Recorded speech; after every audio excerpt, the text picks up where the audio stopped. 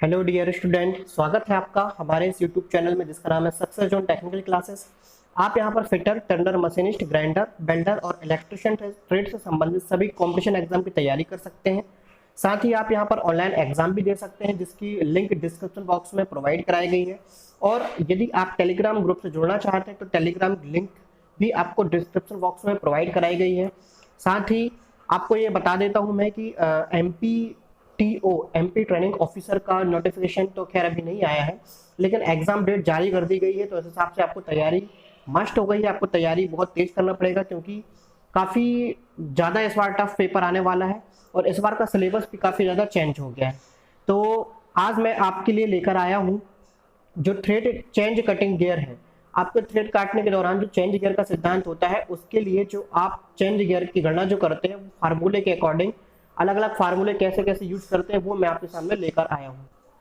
Thread cutting के सिद्धांत में काफी ज्यादा इंपॉर्टेंट फार्मूले का प्रयोग किया जाता है और काफी सारे एग्जाम में ये थ्रेड कटिंग का जो चेंज गियर अनुपात होता है वो बहुत ही ज्यादा एग्जाम में पूछे जाते हैं। काफी सारे स्टूडेंट इसमें कंफ्यूज रहते हैं कि ड्राइवर होता है वो ड्राइवर कौन सा होता है, ड्रिवन कौन सा होता है।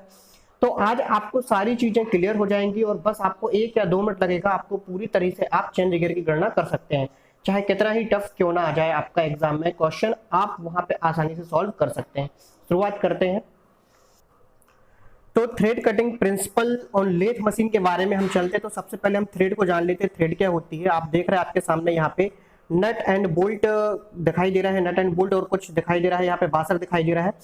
तो आपके नट एंड बोल्ट या फिर जो विभिन्न माध्यम होते हैं जहां पर हमको पावर ट्रांसमिशन के लिए या फिर किसी लोड को उठाने के लिए चूड़ी का सबसे ज्यादा प्रयोग किया जाता है। तो चूड़ी काटने के सिद्धांत पे हम लोग आज चलते हैं। तो चूड़ी काटने के सिद्धांत के लिए सबसे पहले हम लोग थ्रेड की परिभाषा देख लेते हैं, चूड़ी क्या होती है। तो आप देख रहे हैं यहाँ पे लिखा हुआ है चूड़ी। थ्रेड की परिभाषा लिखी हुई है, किसी बेलनाकार अथवा शंक्वाकार वाले भाग पर एक निश्चित हेलिक्स एंगल पर बनाए गए ग्रूव या बैंड को हम लोग क्या बोलते हैं, थ्रेड कहते हैं। तो यहाँ से आप वीडियो को पॉज करके इसको नोट भी कर सकते हैं। अब आप जब लेथ मशीन में चूड़ी काटते हैं तो लेथ मशीन में चूड़ी काटने के दौरान कुछ इस तरह से आपका इंटरफेस आता है जहां पर ये आपका जॉब बंधा हुआ है, दो सेंटर के मध्य में आपका जॉब बंधा हुआ है। ये हमारा लीड स्क्रू है और इसके लिए कंप्लीट जानने के लिए आपको इसके पहले जो वीडियो मैंने बनाई हुई है, काफी सारी वीडियोस बनाई हुई हैं, उस वीडियो को जाके आप देखेंगे तो आपके यहाँ पे सारी चीजें क्लियर हो जाएंगी कि क्या स्पिंडल गियर होता है, क्या लीड स्क्रू गियर होता है और कौन सी चेंज गियर यूनिट होती है। यहाँ पे आपकी चेंज गियर यूनिट होती है। तो मैं आपको क्लियर बता देता हूँ आगे चल के। आगे चलते हैं। कुछ विशेष बातें जो थ्रेड से संबंधित है जो कि काफी ज्यादा इंपॉर्टेंट है और मैक्सिमम टाइम पे पूछी जाती है वो मैं आपको बता रहा हूँ। यहाँ से शुरुआत करते हैं नंबर 1 से। नंबर 1 पे लिखा हुआ है आपका नंबर 1 के अकॉर्डिंग लेथ मशीन पर चूड़ी काटने के लिए मुख्य रूप से लीड स्क्रू और हाफ नट का प्रयोग करते हैं। यदि लेथ मशीन में हमको चूड़ी काटना होता है तो वहां पे लीड स्क्रू का ही प्रयोग किया जाता है, फीड रॉड प्रयोग नहीं की जाती है। और साथ में लीड स्क्रू को हाफ नट से एक लीवर के माध्यम से एंगेज किया जाता है ताकि एक निश्चित हेलिक्स एंगल में चूड़ी काटी जा सके। अगली लाइन लिखी हुई है आपकी, देखेंगे आप, लेथ पर चूड़ी काटते समय जो टूल होता है वो हमेशा लगभग जॉब के 90 डिग्री पे रखा जाता है। मान के चलो अगर आपका ये जॉब है और इस जॉब के 90 डिग्री पे आपका क्या रखा जाता है, टूल रखा जाता है। तो हमेशा जॉब के 90 डिग्री पर ही टूल को रखना चाहिए। आगे, लेथ पर चूड़ी काटते समय हमेशा कंपाउंड स्लाइड को चूड़ी के आधे कोण, एग्जाम्पल मैट्रिक थ्रेड के लिए 30 डिग्री पर स्विवल करना चाहिए। मतलब जो हमारी कंपाउंड स्लाइड होती है, कंपाउंड स्लाइड में टूल को विभिन्न लोड से बचाने के लिए और थ्रेड को एक अच्छी तरह से काटने के लिए जो जितने भी हमारी थ्रेड्स होती है, चाहे वो मैट्रिक थ्रेड हो चाहे वो ब्रिटिश थ्रेड हो, तो जो भी थ्रेड आप लेथ मशीन में काट रहे हैं उस थ्रेड का आधा एंगल पे ही आपको कंपाउंड रेस्ट को स्विवल करना चाहिए। जैसे मैट्रिक थ्रेड के लिए मैट्रिक थ्रेड का एंगल होता है 60 डिग्री, तो आपको कंपाउंड स्लाइड को 30 डिग्री पर स्विवल करना चाहिए। इसी तरह से 55 डिग्री के लिए उसका आधा 27.5 डिग्री के संबंध में आपको स्विवल करना चाहिए। तो हमेशा चूड़ी काटते समय कंपाउंड स्लाइड को चूड़ी के आधे कोण पे आपको क्या करना चाहिए, स्विवल करना चाहिए। अगली लाइन लिखी हुई है आपकी, थ्रेडिंग टूल को ग्राइंड करने के लिए थ्रेडिंग टूल को किस कोण पे ग्राइंड किया जाता है। तो जो आपका थ्रेडिंग टूल होता है, थ्रेडिंग टूल जैसे आपका ये वी थ्रेड का टूल होता है, तो वी थ्रेड में टूल में आपका जो मैट्रिक थ्रेड होती है, मैट्रिक थ्रेड का एंगल होता है 60 डिग्री। तो टूल को भी हम लोग कितने डिग्री पे ग्राइंड करते हैं, 60 डिग्री पर ही ग्राइंड करते हैं। दूसरी बात ये कि जो थ्रेडिंग टूल होती है थ्रेडिंग टूल का कोण चेक करने के लिए किसका प्रयोग किया जाता है? सेंटर गेज का प्रयोग किया जाता है। सेंटर गेज के बारे में मैंने आपको काफी पहले वीडियो में भी बताया हुआ है। सेंटर गेज को इस टाइप का इंटरफेस होता है सेंटर गेज का, जहां पे एक ये इस टाइप से बना हुआ होता है और आगे जाके ये आपका सेंटर गेज का होता है, जहां पे आप देखेंगे कि ये वाला जो एंगल है ये भी 60 डिग्री होता है और ये भी एंगल 60 डिग्री होता है। तो क्वेश्चन पूछा जाता है कि जो सेंटर गेज होता है, सेंटर गेज का कोण कितने डिग्री का होता है? सेंटर गेज का कोण 60 डिग्री का होता है। कभी भी आपको सेंटर गेज और सेंटर पंच में कंफ्यूज नहीं होना है। सेंटर गेज का कोण ऑलवेज 60 डिग्री होता है, सेंटर पंच का कोण ऑलवेज 90 डिग्री होता है। तो आगे चलते हैं, जैसे हमारा ये वाला हिस्सा टूल को सेंटर में सेट करने के लिए किया जाता है। यहाँ पे ये 55 डिग्री का कोण होता है, ये आपका 47.5 डिग्री का कोण होता है। तो इसको आपको ध्यान से पढ़ना जरूर है। अगली लाइन लिखी हुई है, लेथ मशीन के लीड स्क्रू में हमेशा single start right handed thread होती है। लेथ मशीन का जो लीड स्क्रू होता है इसमें always single start right hand thread होती है। ठीक है, अगली लाइन लिखी हुई है कि जो लेथ में लीड स्क्रू जो होता है उसका एंगल कितना होता है? 29 डिग्री का एंगल होता है। काफी मोस्ट वैल्यूएबल लाइन है, काफी मोस्ट वैल्यूएबल क्वेश्चन है। ज्यादा से ज्यादा एग्जाम में ये क्वेश्चन पूछा गया है, तो आपको इसको पूरी लाइन को वीडियो को पॉज करके नोट जरूर करना है। तो लेथ का जो लीड स्क्रू होता है उसमें एक्मे थ्रेड होती है और एक्मे थ्रेड का एंगल 29 डिग्री होता है। या मैक्सिमम कहना चाहिए कि जितने भी हमारे जो पावर ट्रांसमिशन होते हैं, जो मशीनों में पावर ट्रांसमिशन होता है, जितने भी स्लाइड वे के स्क्रू के द्वारा या स्पिंडल के माध्यम से स्लाइड करते हैं, उनमें या तो स्क्वायर थ्रेड होती है या फिर एक्मे थ्रेड होती है।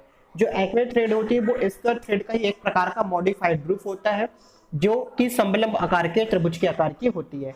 अगली लाइन जो है आपका जो हाफ नट होता है, जिसको हम लोग लेथ में थ्रेड कटिंग के दौरान लीड स्क्रू से एंगेज करते हैं, तो वो आपका मुख्य रूप से फास्फर ब्रॉन्ज या फिर गन मेटल का बना हुआ होता है। अगली लाइन है आपकी, सेंटर लेथ पर मुख्य रूप से सिंगल पॉइंट कटिंग टूल द्वारा चूड़ी काटी जाती है। जो सेंटर लेथ होती है, सेंटर लेथ मशीन में मैक्सिमम हम लोग सिंगल पॉइंट कटिंग टूल द्वारा ही चूड़ी काटते हैं, चाहे हमको मल्टी स्टार्ट थ्रेड भी क्यों ना काटनी पड़े। मल्टी स्टार्ट थ्रेड काटने के लिए हम लोग कंपाउंड रेस्ट का प्रयोग करते हैं, कंपाउंड स्लाइड का प्रयोग करते हैं, वो किसी वीडियो में बताऊंगा मैं आपको। अगली लाइन लिखी हुई है कि प्रत्येक सेंटर लेथ मशीन के साथ, ये काफी इंपॉर्टेंट बात है, बहुत ही ज्यादा इंपॉर्टेंट बात है, इसको आपको ध्यान रखना है। प्रत्येक सेंटर लेथ मशीन के साथ कन्वर्जन गियर 20 दांतों से 120 दांतों तक 5 दांतों के अंतराल से प्राप्त होते हैं। एग्जाम्पल, 20 दांत का गियर, 25 दांतों का गियर, 30 दांतों का गियर, 35 दांतों का गियर, 40 दांतों का गियर।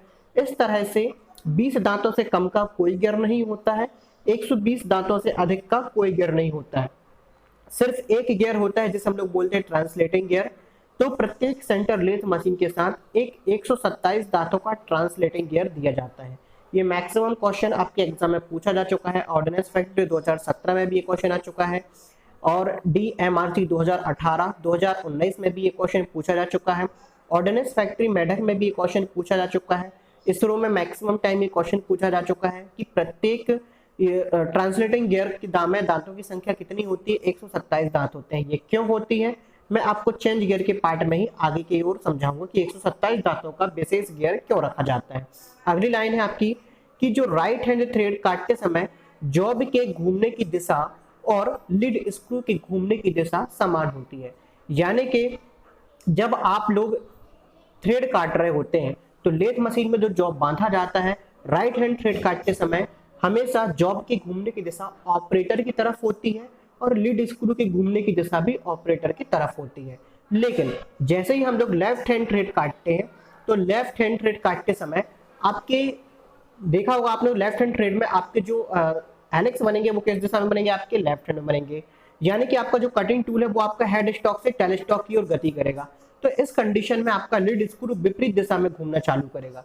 यानी कि अगर आपका जॉब आपका ऑपरेटर की तरफ घूम रहा है तो लीड स्क्रू आपका विपरीत दिशा में घूमना स्टार्ट करेगा, तब जाके आपकी लेफ्ट हैंड थ्रेड बन पाएगी। अगली लाइन लिखी हुई है कि जो अधिकांशतः लेथ मशीन होती हैं, अधिकांशतः लेथ मशीन में जो आपका स्पिंडल गियर होता है और स्टड गियर होता है, स्पिंडल गियर और स्टड गियर, इन दोनों को समझने के लिए आपको हमारी पुरानी वीडियो में बहुत ही ध्यान से देखना है।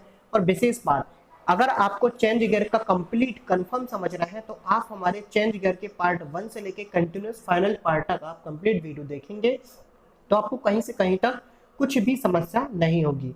तो अधिकांशतः जो मुख्य स्पिंडल गियर होता है और जो स्टड गियर होता है, ये हमारा मुख्य स्पिंडल गियर है और ये हमारा स्टड गियर होता है, इसके बीच में हमारे कुछ टम्बलर गियर लगे हुए होते हैं। तो इनमें जो दांतों की संख्या होती है वो दांतों की संख्या समान होती है, अर्थात उनमें 1:1 का अंतर होता है। या कहें कि अगर हमारे स्पिंडल गियर में दांतों की संख्या 50 है तो हमारे स्टड गियर में भी दांतों की संख्या कितनी हो जाएगी, 50 हो जाएगी। इस तरह से दांतों की संख्या क्या होती है, एकदम समान होती है। अगली लाइन है, कुछ विशेष नोट दिया गया है, उस नोट को आपको ध्यान से पढ़ना है। जैसे नोट लिखा हुआ है, यदि लेथ का लीड स्क्रू की पिच या फिर लीड mm में हो तो वह मैट्रिक लेथ कहलाती है, और यदि लीड स्क्रू की पिच या लीड इंच में हो तो वह ब्रिटिश लेथ कहलाती है। दूसरी बात यह कि यदि हमको जॉब पर मिलीमीटर में चूड़ी काटना हो तो वह मैट्रिक चूड़ी, तथा इंच में काटना हो या टीपीआई में काटना हो तो वह ब्रिटिश चूड़ी कहलाती है। अब हम लोग आ जाते हैं फाइनली, जो क्वेश्चन पूछा गया है, क्वेश्चन किस हिसाब से आते हैं, कई बार आपको समझने के लिए वो मैंने आपको बताया। अब हम लोग का यहाँ से काफी इंपॉर्टेंट पार्ट शुरू होता है। पार्ट में आ जाते हैं हम लोग मैट्रिक लेथ मशीन पर मैट्रिक चूड़ी काटने के लिए चेंज गियर की गणना के लिए फार्मूला की गणना अपन को करनी है। मैट्रिक लेथ से तात्पर्य होता है जिस लेथ मशीन का लीड स्क्रू की पिच या फिर लीड mm में दी जाती है वह आपकी मैट्रिक लेथ कहलाती है, और जिस लेथ मशीन की लीड या फिर पिच इंच में दी जाती है या टीपीआई में दी जाती है वह ब्रिटिश लेथ मशीन कहलाती है। तो सबसे पहला हमारा आता है मैट्रिक लेथ मशीन पर मैट्रिक चूड़ी काटने के लिए चेंज गियर की गणना के लिए फार्मूला। तो ये फार्मूला आपका कुछ इस तरह से इंटरफेस पे आता है। आपका फार्मूला आप देखेंगे कि जो हमारा चेंज गियर होता है, चेंज गियर में सबसे ऊपर आता है हमारा ड्राइवर और उसके पश्चात आता है ड्रिवन। सबसे ऊपर जो ड्राइवर होता है, ड्राइवर से तात्पर्य होता है स्टड गियर। स्टड गियर के साथ जो गियर लगता है, स्टड गियर के आगे जो गियर लगता है वह ड्राइवर गियर होता है, और लीड स्क्रू के पास में जो गियर लगता है वह आपका ड्रिवन गियर होता है। अब आपका एक इसको पहले फार्मूला देख लेते हैं।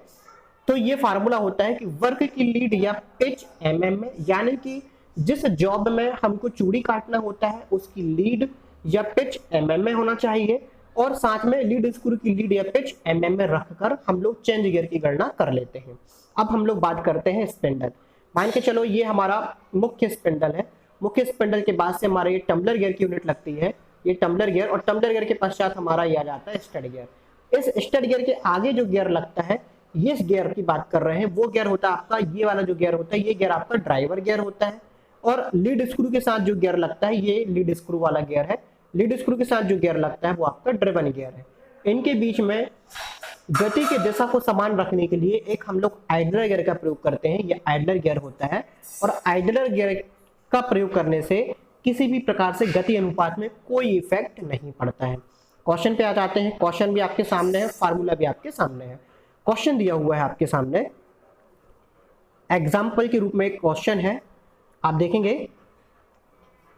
एग्जाम्पल 1, 3 mm पिच वाले लीड स्क्रू लेथ पर 3 mm पिच की चूड़ी काटने के लिए चेंज गियर की गणना कीजिए। तो यहाँ पे देखेंगे आप कि लीड स्क्रू का, या जो लेथ मशीन है उसकी लीड स्क्रू का पिच किस में दिया हुआ है, mm में दिया हुआ है, और जॉब पर जो चूड़ी काट रहे हैं उसकी पिच भी किस में दी हुई है, mm में दी हुई है। यानी कि आपको मैट्रिक लेथ पर मैट्रिक चूड़ी ही काटना है। फार्मूला आपके सामने ये बनाया हुआ है, तो मैंने फार्मूला आपको रिटर्न लिखा हुआ है। फार्मूला आप देखेंगे यहाँ पे कि चेंज गियर बराबर ड्राइवर अपॉन ड्रिवन बराबर वर्क की लीड की पिच mm में या फिर लीड स्क्रू की लीड या पिच mm में। तो आप देखेंगे यहाँ पे लीड स्क्रू की जो वर्क की जो लीड दी हुई है या जो पिच दिया हुआ है वो 3 mm है, और लीड स्क्रू की पिच भी आपकी कितनी है, 3 mm है। अब आप सोच रहे होंगे कि 3/3 में हम लोगों ने 10/10 का गुणा क्यों किया है। तो 10/10 का गुणा करने का हमारा जो सेंस है वो सिर्फ इतना है कि आपको सबसे पहले ही मैंने आपको बताया था कि प्रत्येक लेथ मशीन में कम से कम 20 दांतों का गियर होता है और अधिक से अधिक 120 दांतों का गियर होता है। यानी कि 20 दांतों से कम का कोई गियर नहीं होता है, 120 दांतों से अधिक का कोई गियर नहीं होता है। अब मैंने आपको बताया था कि प्रत्येक लेथ मशीन में 20 दांतों के गियर से 120 दांतों के गियर तक 5 दांतों के अंतराल से हम लोग को गियर प्राप्त होते हैं। अब आप देखेंगे कि यहाँ पे 3/3 का तो कोई गियर होता नहीं है। यदि हम इसमें 5 का गुणा करते हैं तो 5 × 15 बटे 5 × 15 आ जाएगा, यानी कि 15/15 आ जाएगा। तो 15 का कोई गियर हमारी लेथ मशीन पे नहीं होता है, इसलिए हमने सीधे 10 का गुणा किया हुआ है। तो 10 तिया 30, 10 तिया 30, यानी कि हमारे ड्राइवर गियर में भी 30 दांते होना चाहिए और ड्रिवन गियर में भी हमारे 30 दांते होना चाहिए। आप चाहे तो 15 का गुणा भी कर सकते हैं, 20 का गुणा भी कर सकते हैं, 25 का गुणा भी कर सकते हैं, ध्यान रखिएगा लेकिन 5 दांतों के अंतराल से ही आपको गुणा करना है और दांते की संख्या 120 टीथ से अधिक तथा 20 टीथ से कम नहीं होनी चाहिए। तो यहाँ पे जैसे हमारा अनुपात आया 30 और 30 का अनुपात आया, तो मैंने यहाँ पे आप देखेंगे, यहाँ पे मैंने एक तरह का फिगर आपको बना के रखा हुआ है। इस फिगर में थोड़ा सा कॉन्सेंट्रेट करेंगे आप, तो यहाँ पे देखेंगे आपका स्टड गियर लिखा हुआ है। स्टड गियर के आगे जो गियर लगा हुआ है अर्थात आइडल गियर, जिस गियर से यहाँ पे अटैच हुआ है उस गियर की अगर हम लोग बात करें तो इस गियर में दांते होंगे कितने आपके 30 हो जाएंगे, और जो लीड स्क्रू का गियर है इस गियर में भी आपके दांते कितने हो जाएंगे 30 हो जाएंगे। अब बीच में जो आपका आइडल गियर लगा हुआ है, आइडल गियर के में जो दांतों की संख्या होती है वो स्टड गियर के ऊपर के दांतों की संख्या और लीड स्क्रू की गियर के दांतों की संख्या को मैच करते हुए बनाया जाता है। और इस आइडल गियर से अर्थात इंटरमीडिएट गियर से किसी भी प्रकार से गियर अनुपात में कोई इफेक्ट नहीं पड़ता है। अब आप चाहें तो आप 50 गुणित 50 भी कर सकते हैं, यहाँ पे 50 ले सकते हैं, यहाँ पे भी 50 आ जाएगा। मतलब कुल मिला के हमको 1:1 का रेशो लेना है। जितने गियर आप किस में लेंगे, स्टड गियर में लेंगे, उतने ही गियर आपको किस में लेना है, लीड स्क्रू में लेना है। और आइडल गियर का काम होता है सिर्फ गति की दिशा को समान करना। अगले क्वेश्चन पे चलते हैं। कुछ क्वेश्चन आपका सेकंड क्वेश्चन अलग टाइप का दिया हुआ है, क्वेश्चन पे थोड़ा सा गौर करते हैं। क्वेश्चन पूछा गया है 6 mm पिच वाले लीड स्क्रू लेथ पर 3 mm पिच की चूड़ी काटने के लिए चेंज गियर की गणना कीजिए। तो यहाँ पे हम सबसे पहले चलते हैं कि हमारे लीड स्क्रू पर जो लीड है वो पिच है वो किस में है, mm में है। mm का मतलब होता है हमारी मैट्रिक लेथ है, और आप देख रहे हैं यहाँ पर कि 3 mm पिच की चूड़ी काटना है, यानी कि हमारा जो जॉब पर चूड़ी काटे जाने वाली है ये भी कितने हैं, 3 mm की पिच के लिए चूड़ी काटना है। तो चेंज गियर का हम लोग फार्मूला लगाते हैं। चेंज गियर का फार्मूला हो जाएगा आपका क्या, वही ड्राइवर अपॉन ड्रिवन। हमेशा ड्राइवर ऊपर रखा जाता है, ड्राइवर पहले आता है, ड्रिवन बाद में। आप लोग के मन में क्वेश्चन चल रहा होगा कि ड्राइवर हमेशा पहले क्यों रखा जाता है, ड्रिवन हमेशा नीचे क्यों रखा जाता है। तो भाई जब तक मोटर किसी चीज को घुमाएगी नहीं तब तक हम लोग कैसे ड्रिवन प्राप्त कर सकते हैं, अर्थात ड्राइवर के माध्यम से ड्रिवन को घुमाया जाता है, इसलिए ड्रिवन ड्राइवर के बाद आता है। तो आप देखेंगे कि क्वेश्चन में हमने वही फार्मूला लगाया हुआ है, वर्क की लीड या पिच mm में अपॉन लीड स्क्रू की लीड या पिच mm में। आप देखेंगे यहाँ पे कि जो आपकी वर्क की लीड या पिच mm में है वो 3 mm आपको दी गई है, जबकि लीड स्क्रू की पिच आपकी कितनी दी गई है, 6 mm दी गई है। तो मैं आपको क्वेश्चन करा रहा हूँ 0 लेवल से हाई लेवल तक। अभी हम 0 लेवल से धीरे धीरे बढ़ते आ रहे हैं ताकि आपको कहीं भी कंफ्यूजन की संभावना ना हो सके। तो आप देखेंगे 3/6 हो गया। इस 3/6 को आप अगर काटेंगे तो आंसर कितना आ जाएगा आपका, 1/2 आ जाएगा। अब इस 1/2 में यदि हम 5/5 का गुणा करते हैं तो आपका आंसर कितना आएगा, 5/10। चूंकि हमारे पास 20 से कम का कोई गियर नहीं है। यदि हम 10/10 का गुणा करते हैं तो भी हमारा आंसर कितना आ जाएगा, 10/20 आ जाएगा। तो हमारे पास 20 दांतों का गियर तो है, लेकिन 10 दांतों का हमारे पास कोई भी गियर नहीं है। इसलिए अब हम अगर 15 करें तो भी दिक्कत आ जाएगी। तो हमको कम से कम 20/20 का गुणा करना पड़ेगा, कम से कम हमको 20/20 का गुणा करना पड़ेगा। तो 20/20 के गुणा में कम से कम क्या आएगा हमारा आंसर, 20/40। यानी कि जो हमारा ड्राइवर गियर है वो 20 आ सकता है और जो ड्रिवन गियर है वो 40 दांतों का आ सकता है। तो इतना ज्यादा ना करते हुए ये हमारे क्वेश्चन के ऑप्शन पर डिपेंड करता है कि हमारे ऑप्शन किस प्रकार से दिए गए हैं। मैंने आपको एकदम सिंपल तरीके से सॉल्व कर दिया है, सीधे सीधे 3/6 लिया हुआ है, गुणित में 10/10 कर दिया है, यानी कि हमारे पास ड्राइवर गियर में दांतों की संख्या 30 और ड्रिवन गियर में दांतों की संख्या 60 आ जाती है। तो अब हम इसके फिगर में चलते हैं। फिगर में देखेंगे आप तो जो स्टड गियर दिया हुआ है, इस स्टड गियर के साथ में जो आपके स्टड गियर के आगे का जो गियर लगा हुआ होता है उस गियर में दांतों की संख्या कितनी आ जाती है, उस गियर में दांतों की संख्या आ जाती है 30, और जो हमारा लीड स्क्रू गियर है इस गियर में दांतों की संख्या कितनी आ जाती है, 60। अब यानी कि जब हमारा इस गियर में दांतों की संख्या 60 हुई, यहाँ पे 30 दांते हो गए, यानी कि जॉब के 2 चक्कर में, जब जॉब आपका 2 चक्कर घूम चुका होगा तब जाके आपका लीड स्क्रू कितने चक्कर घूमेगा, ओनली 1 चक्कर घूमेगा। क्यों, क्योंकि इसमें दांतों की संख्या 30 और इसमें दांतों की संख्या 60 है, दोनों का अनुपात दोगुना हो रहा है। यानी कि आपका ये वाला जो गियर है जब तक 2 बार घूमेगा तब जाके आपका ये वाला जो गियर है वो कितने बार घूमेगा, 1 बार घूमेगा।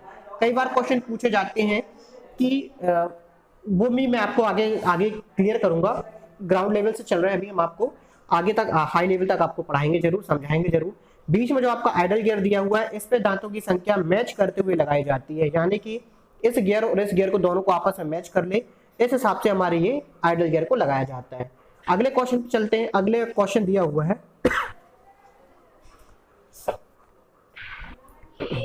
क्वेश्चन हमारा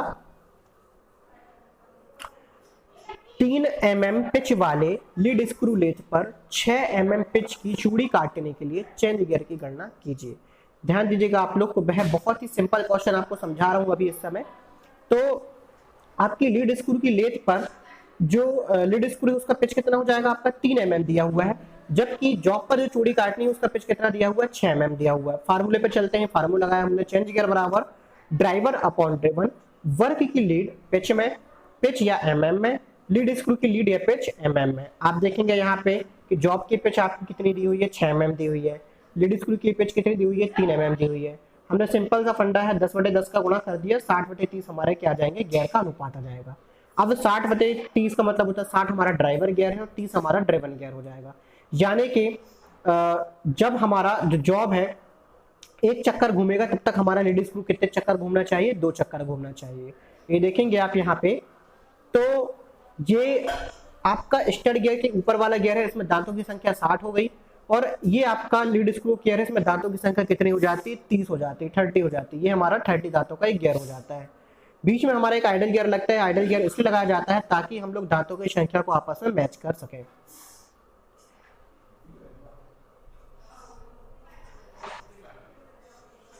अब यहाँ पे बात ये आती है कि जॉब के कितने चक्कर में लीड स्क्रू कितने चक्कर घूमेगा। यहाँ पे मैंने आपको बताया स्टड गियर में दांतों की संख्या कितनी है, 60 है, जो कि स्पिंडल गियर के बराबर होता है, यानी कि जितना स्पिंडल घूमेगा उतना ही हमारा स्टड गियर घूमेगा।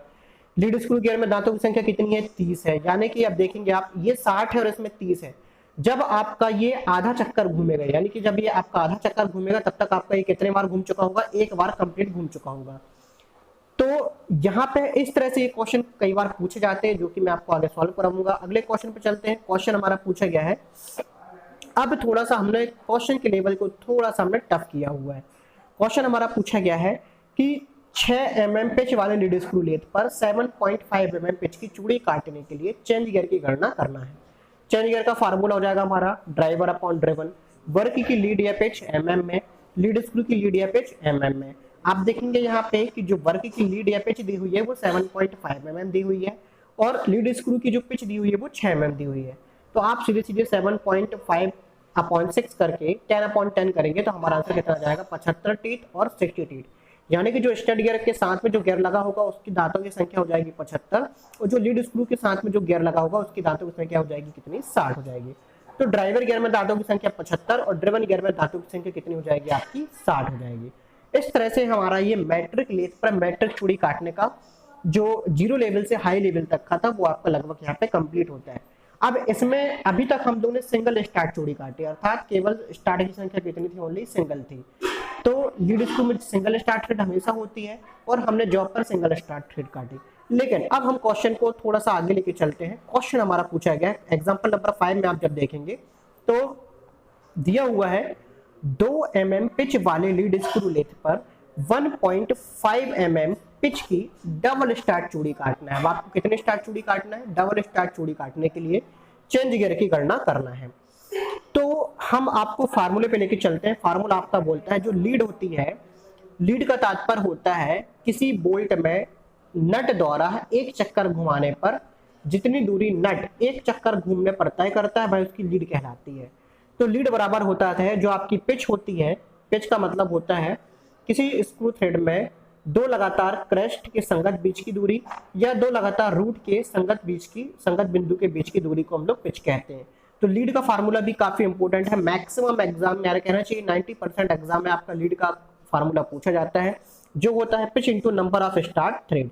जैसे हमारे यहाँ पे डबल स्टार्ट थ्रेड है तो 2 का गुणा करेंगे, ट्रिपल स्टार्ट थ्रेड होगी तो 3 का गुणा करेंगे, 4 स्टार्ट थ्रेड होगी तो 4 का गुणा करेंगे। इस तरह से हमारा ये आगे की ओर बढ़ता है। अब हमको यहाँ पे एक नोट भी हमने यहाँ पे आपको बना के रखा हुआ है। नोट आप देखेंगे तो नोट पे मैंने आपको बताया हुआ है सिंगल स्टार्ट चूड़ी के लिए पिच बराबर क्या होना चाहिए, हमेशा लीड होना चाहिए। अब देखते हैं कि हमको 1.5 mm की डबल स्टार्ट चूड़ी काटना है। तो डबल स्टार्ट चूड़ी काटने के लिए लीड कितनी हो जाएगी आपकी, 1.5 × 2 अर्थात 3 mm की हमारी क्या हो जाएगी, लीड हो जाएगी। चेंज गियर की जब हम लोग गणना करेंगे तो चेंज गियर की गणना के लिए ड्राइवर अपॉन ड्रिवन की बात करेंगे। वर्क की लीड या पिच mm में, लीड स्क्रू की लीड या पिच mm में। आपको यहाँ पे एक बात ध्यान रखना है, सिंगल स्टार्ट थ्रेड में लीड और पिच दोनों बराबर होते हैं, यानी कि जो लीड स्क्रू होता है, लीड स्क्रू की पिच और लीड दोनों क्या होती है, बराबर होती है। यदि आप इस फार्मूले में वर्क में पिच रख रहे हैं तो लीड स्क्रू में भी आपको पिच ही रखना पड़ेगा। यदि आप वर्क की लीड रख रहे हैं तो आपको लीड स्क्रू की लीड ही रखना पड़ेगा। तो वर्क की लीड या पिच कितनी हो जाएगी आपकी, 3 mm हो जाएगी, और लीड स्क्रू की लीड कितनी हो जाएगी आपकी, 2 mm हो जाएगी। तो यहाँ पे आप 10/10 का गुणा करेंगे, सीधे सीधा आंसर कितना आ जाएगा, 30/20 टीथ, 30/20 टीथ। तो यहाँ से हमारा चेंज गियर की गणना आराम से क्लियर हो जाती है। अब हम आगे चलते हैं। आगे हमने अभी हमने मैट्रिक चूड़ी मैट्रिक लेथ पर काटी। अब हम क्या करते हैं कि ब्रिटिश लेथ पर ब्रिटिश चूड़ी काटने के लिए आपको चेंज गियर की गणना का फार्मूला बताते हैं।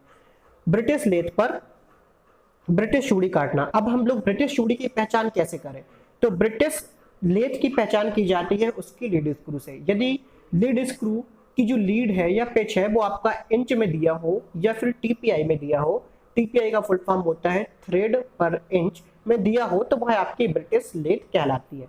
और यदि उस लेथ मशीन में हमको जॉब पर जो चूड़ी काटना है वह भी हमको इंच में काटनी हो या फिर टीपीआई थ्रेड पर इंच में काटना हो, तो वह आपकी ब्रिटिश चूड़ी कहलाती है। चेंज गियर की गणना के लिए हम लोग फार्मूले पे चलते तो सेम फार्मूला आ जाएगा, ड्राइवर अपॉन ड्रिवन।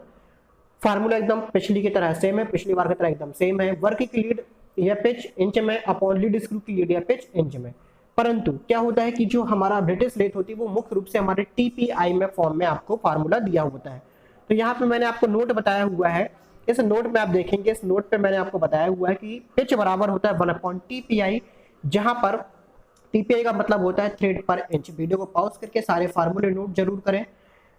अब चेंज गियर की मैं बात करता हूं तो चेंज गियर में देखेंगे, अगर हम लोग वर्क की पिच रखते हैं तो वर्क की पिच की जगह पे हम लोग क्या रख सकते हैं, 1/TPI। तो यहाँ पे लिख देंगे हम लोग ड्राइवर बराबर 1 जॉब पर टीपीआई पूरे के बटे में 1 लीड स्क्रू पर टीपीआई। अब आप देखेंगे कि जहां पर फार्मूला बनता है कुछ इस टाइप से, A/B पूरे के बटे में C/D, तो आपका क्या हो जाता है, ये फार्मूला हो जाता है A/D अपॉन पे C/D/C, ये फार्मूला आपका बन जाता है।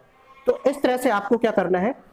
अब आपको क्या होता है कि काफी ज्यादा डायरेक्ट फॉर्म भी एग्जाम पे आता है, तो मैंने आपको एकदम डायरेक्ट फार्मूला भी बता के रख दिया हुआ है कि चेंज गियर का सबसे ज्यादा फार्मूला ये वाला यूज किया जाता है, यानी कि हमारा लीड स्क्रू पर टीपीआई सबसे ऊपर आ जाती है और जॉब पर टीपीआई अपने नीचे आ जाती है। क्वेश्चन पे चलते हैं। क्वेश्चन पूछा गया है, सबसे पहले क्वेश्चन हमारा है 1.5 इंच पिच वाले लीड स्क्रू लेथ पर 5 इंच पिच की चूड़ी काटने के लिए चेंज गियर की गणना करना है। सॉल्यूशन की अगर हम लोग बात करते हैं तो चेंज गियर बराबर ड्राइवर अपॉन ड्रिवन, वर्क की लीड या पिच इंच में, लीड स्क्रू की लीड या पिच इंच में। तो ये सिंपल सा फंडा है। जॉब पर काटे जाने वाली चूड़ी 5 इंच है, तो ये 5 इंच हमने ऊपर रख दिया, और लीड स्क्रू की लीड या पिच कितनी 1.5 है, हमने ये 1.5 नीचे रख दिया। सीधे सीधे अगर हम 10 का गुणा करेंगे तो यहाँ पे दिक्कत ये हो जाएगी कि यदि हम लोग 10 का गुणा करते हैं, सपोज दैट अगर हम 1/5 में हम लोग 10 का गुणा करते हैं तो 10/10 का गुणा करने पर आंसर कितना आ जाएगा, 50। ये तो ठीक है, लेकिन नीचे 15, और 15 दांतों का कोई गियर हमारे पास नहीं होता है, इसलिए हम लोग ने सीधे सीधे किसका गुणा कर दिया, 20/20 का गुणा कर दिया। तो हमारा आंसर निकल कर कितना आ जाता है, यहाँ से आंसर हमारा निकल कर आ जाता है यहाँ से 100/30, यानी कि आपके जो ड्राइवर गियर होंगे, ड्राइवर गियर में दांतों की संख्या 100 हो जाएगी और ड्रिवन गियर में दांतों की संख्या कितनी हो जाएगी, 30 हो जाएगी। अगले क्वेश्चन पे चलते हैं। क्वेश्चन हमारा पूछा गया है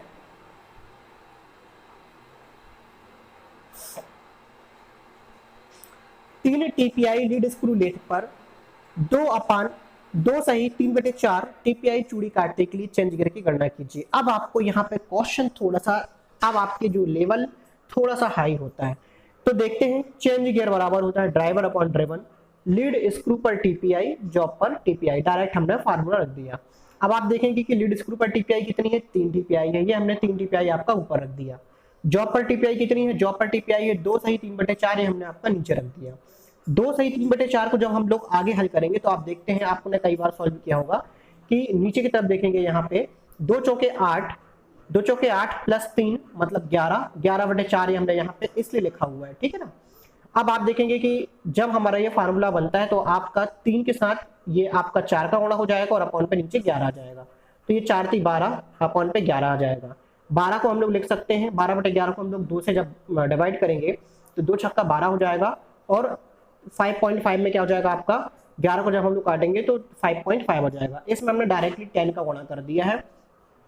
आप चाहे तो 5/5 का गुणा भी कर सकते हैं। जैसे अगर हम लोग इन केस 5/5 का गुणा करते हैं, कितने का गुणा करते हैं, 5/5 का, तो ये हमारा है 6, ये अपन का है 5.5। अगर हम लोग किसका गुणा करते हैं, 5/5 का गुणा करते हैं तो हो जाएगा 5 छक्का 30, और ये हो जाएगा हमारा 50 25 की 5, और फिर 50 25 और 5 आपका 30। तो देखिए 30.5 आ गया। 30.5 का कोई गियर ही नहीं होता है, इसीलिए हम लोगों ने 5/5 का गुणा नहीं किया, हम लोगों ने सीधे 10/10 का गुणा किया, और हमारा आंसर कितना निकल कर आ जाता है, 60/55।